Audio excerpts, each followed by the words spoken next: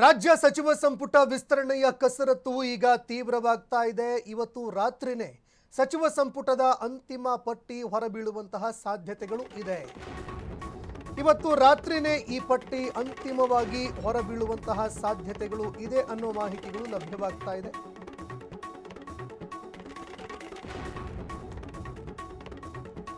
ದೆಹಲಿಯಲ್ಲೇ ಇರುವಂತಹ CM DK Shivakumar ಅವರು ತಮ್ಮ ಹೈಕಮಾಂಡ್ ನಾಯಕರ ಜೊತೆಯಲ್ಲಿ ನಿರಂತರವಾಗಿ ಚರ್ಚೆ ಮಾಡ್ತಾ ಇದ್ದಾರೆ.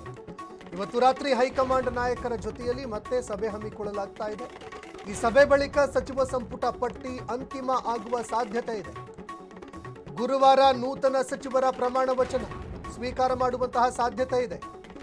ದೆಹಲಿಯಲ್ಲಿ ಸಚಿವ ಆಕಾಂಕ್ಷಿಗಳು ಬೀಡು ಬಿಟ್ಟಿದ್ದಾರೆ. ಒಂದು ಕಡೆ ತಮ್ಮ ಹೈಕಮಾಂಡ್ ನಾಯಕರನ್ನು ಕೂಡ ಭೇಟಿಯಾಗ್ತಾ ಇದ್ದಾರೆ. ಇತ್ತ ಡಿಕೆ ಶಿವಕುಮಾರ್ ಅವರನ್ನು ಕೂಡ ಭೇಟಿಯಾಗಿ ಮಾತುಕತೆಗೆ ಪ್ರಯತ್ನ ಮಾಡ್ತಾ ಇದ್ದಾರೆ. ಸಚಿವ ಸ್ಥಾನಕ್ಕಾಗಿ ಲಾಭಿ ಮಾಡ್ತಾ ಇದ್ದಾರೆ. ಸಚಿವ ಸ್ಥಾನ ಕೊಡಲೇಬೇಕು ಅಂತ ಪಟ್ಟು ಹಿಡಿತಾ ಇದ್ದಾರೆ. ಈ ನಡುವೆ ಹೈಕಮಾಂಡ್ನ ನಡೆ ಏನಾಗಿರುತ್ತೆ ಅನ್ನುವಂಥದ್ದನ್ನು ಕೂಡ ನೋಡಬೇಕಾಗತ್ತೆ. ಯಾಕಂದರೆ ಡಿಕೆ ಶಿವಕುಮಾರ್ ಅವರು ಏನೇ ಕೇಳಿದ್ರು ಕೂಡ ಪ್ರತಿಯೊಂದಕ್ಕೂ ಹೈಕಮಾಂಡ್ ಅಂತ ಹೇಳ್ತಾ ಇದ್ದಾರೆ. ಹೀಗಾಗಿ ಹೈಕಮಾಂಡ್ ಏನೇ ನಿರ್ಧಾರ ಕೈಗೊಂಡರೂ ಕೂಡ ಅದಕ್ಕೆ ಡಿಕೆ ಶಿವಕುಮಾರ್ ಅವರು ತಲೆಬಾಗ್ತಾರೆ.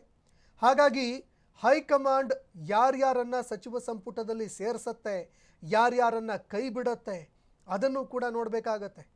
ಇತ್ತ ಡಿಕೆ ಶಿವಕುಮಾರ್ ಅವರು ಕೂಡ ಒಂದು ಪಟ್ಟಿ ಕೊಟ್ಟಿದ್ರು, ಸಿದ್ದರಾಮಯ್ಯ ಅವರು ಕೂಡ ಒಂದು ಪಟ್ಟಿ, ಮತ್ತೊಂದೆಡೆ ಹೈಕಮಾಂಡ್ ಕೂಡ ತನ್ನ ಒಂದು ಪಟ್ಟಿಯನ್ನು ಸಿದ್ಧಪಡಿಸ್ಕೊಂಡಿತ್ತಂತೆ.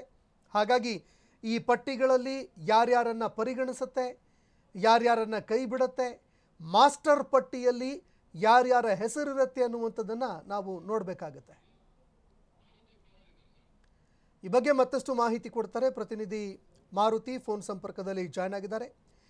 ಮಾರುತಿ, ಇದೀಗ ಈ ಒಂದು ಸಚಿವ ಸಂಪುಟ ವಿಚಾರಕ್ಕೆ ಸಂಬಂಧಪಟ್ಟಂತೆ ಸಾಕಷ್ಟು ಚರ್ಚೆಗಳಾಗ್ತಾ ಇದೆ. ಮತ್ತೊಂದು ಕಡೆಯಲ್ಲಿ ಲಾಬಿ ಕೂಡ ಮಾಡ್ತಾ ಇದ್ದಾರೆ. ಇವತ್ತು ಮಾಸ್ಟರ್ ಪಟ್ಟಿ ಹೊರಬೀಳುವಂತಹ ಸಾಧ್ಯತೆ ಇದೆ. ಈ ಬಗ್ಗೆ ಮತ್ತಷ್ಟು ಮಾಹಿತಿ ಕೊಡೋದಾದ್ರೆ. ಸಂತೋಷ್, ಹೌದು, ಈಗಾಗಲೇ ತಮ್ಮ ಆಪ್ತರಿಗೆ ಸಚಿವ ಸ್ಥಾನ ಕೊಡಿಸುವ ನಿಟ್ಟಿನಲ್ಲಿ ಡಿ ಕೆ ಶಿವರು ಆಗಿರ್ಬೋದು, ಸಿದ್ದರಾಮಯ್ಯ ಮತ್ತು ಬಿ ಕೆ ಪ್ರಸಾದ್ ಅವರು ಕೂಡ ಈಗಾಗಲೇ ದೆಹಲಿಯಲ್ಲಿ ಬೀಡು ಬಿಟ್ಟಿರುವಂತದ್ದು. ಅವರು ಕೂಡ ಲಾಬಿಯನ್ನ ಮಾಡ್ತಿರೋದು. ಅಂದ್ರೆ ತಮಗೆ ಬೇಕಾದಂತ ಒಂದು ಪಟ್ಟಿಗಳನ್ನ ತೆಗೆದುಕೊಂಡು ಈಗಾಗಲೇ ಹೈಕಮಾಂಡ್ಗೆ ಹೋಗಿರುವಂತದ್ದು. ಅವ್ರು ಈ ಹಿಂದೆ ಕೂಡ ಒಂದು ಪಟ್ಟಿಯನ್ನ ರೆಡಿ ಮಾಡಿ ತಮಗೆ ಯಾರೆಲ್ಲ ಸಚಿವರು ಆಗ್ಬೇಕು ಎಂಬ ಬಗ್ಗೆ ಕೂಡ ಪಟ್ಟಿಯನ್ನ ಈಗಾಗಲೇ ಸಿದ್ದರಾಮಯ್ಯರು ಮತ್ತು ಡಿ ಕೆ ಶಿವರು ಕಳಿಸಿದ್ರು. ಮತ್ತೆ ಈಗಾಗಲೇ ಹೈಕಮಾಂಡ್ ನಾಯಕರು ಕೂಡ ಒಂದು ಪಟ್ಟಿಯನ್ನ ತಯಾರು ಮಾಡ್ಕೊಂಡಿದೆ. ಇವತ್ತು ನೈಟ್ 8 ಗಂಟೆಗೆ ನಡೆಯುವಂತಿರುವಂತಹ ಐವಲ್ಟೇಜ್ ಮೀಟಿಂಗ್ ಸಾಕಷ್ಟು ಮಹತ್ವನ್ನ ಪಡ್ಕೊಂಡಿರುವಂತದ್ದು. ಪ್ರಮುಖವಾಗಿ ಅಲ್ಲಿ 3 ಪಟ್ಟಿಗಳ ಕುರಿತು ಚರ್ಚೆ ಆಗುತ್ತೆ. ಯಾರಿಗೆಲ್ಲ ಸಚಿವ ಸ್ಥಾನಗಳನ್ನ ಕೊಡಬೇಕು, ಯಾವ ಆಧಾರದ ಮೇಲೆ ಕೊಡಬೇಕು ಎಂಬುದನ್ನ ರಾಹುಲ್ ಗಾಂಧಿ, ಖರ್ಗೆ ಮತ್ತೆ ವೇಣುಗೋಪಾಲ್ ಮತ್ತೆ ರಾಜ್ಯದ ನಾಯಕರು ಸೇರಿದಂತೆ 6-7 ಜನ ಕೂಡ ನಿರ್ಧಾರ ಮಾಡ್ತಾರೆ. ಆ ನಂತರ ಇರುವಂತಹ 20 ಸ್ಥಾನಗಳಿಗೂ ಕೂಡ ಭರ್ತಿ ಮಾಡುವ ಸಾಧ್ಯತೆ ಇರೋದು. ಅಂದ್ರೆ ಯಾವುದೇ ಸ್ಥಾನವನ್ನು ಬಾಕಿ ಉಳಿಸಿಕೊಳ್ಳದೆ ಸುಮಾರು ಇರುವಂತಹ 20 ಸಚಿವ ಸ್ಥಾನಗಳನ್ನ ಭರ್ತಿ ಮಾಡುವ ನಿಟ್ಟಿನಲ್ಲಿ ಹೈಕಮಾಂಡ್ ನಿರ್ಧಾರ ಕೈಗೊಂಡಿದೆ. ಅದೇ ರೀತಿ ಯುವಕರಿಗೂ ಕೂಡ ಈ ಬಾರಿ ಹೆಚ್ಚಿನ ಆದ್ಯತೆಯನ್ನ ಕೊಡಬೇಕು ಎಂಬ ಪಕ್ಷದಲ್ಲೇ ಚರ್ಚೆ. ರಾಹುಲ್ ಗಾಂಧಿ ಅವರ ನಿರ್ಧಾರ ಕೂಡ ಅದೇ ಆಗಿರೋದ್ರಿಂದ ಒಂದು 13-14 ಜನರಿಗೆ, ಯುವಕರಿಗೆ ಆದ್ಯತೆಯನ್ನ ಸಚಿವ ಸಂಪುಟದಲ್ಲಿ ಕೊಡುವ ಸಾಧ್ಯತೆ ಇರುವಂತದ್ದು. ಇವತ್ತು ನಡೆಯುವಂತಹ ಏನು ಮೀಟಿಂಗ್ ಇದೆ ಇದು ಫೈನಲ್ ಆಗುವ ಸಾಧ್ಯತೆ ಇರುವಂತದ್ದು. 20 ಸಚಿವರನ್ನ ಕೂಡ ಇವತ್ತೇ ನಿರ್ಧಾರ ಮಾಡಲಾಗತ್ತೆ.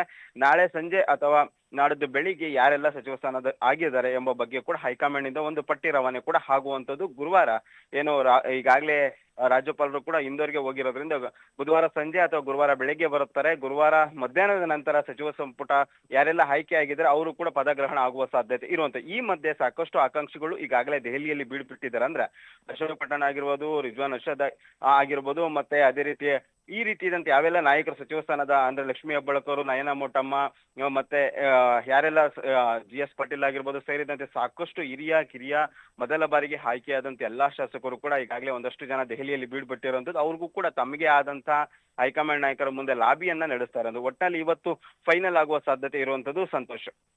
ಧನ್ಯವಾದಗಳು ಮಾರುತಿ ನಿಮ್ಮೆಲ್ಲ ಮಾಹಿತಿಗೆ.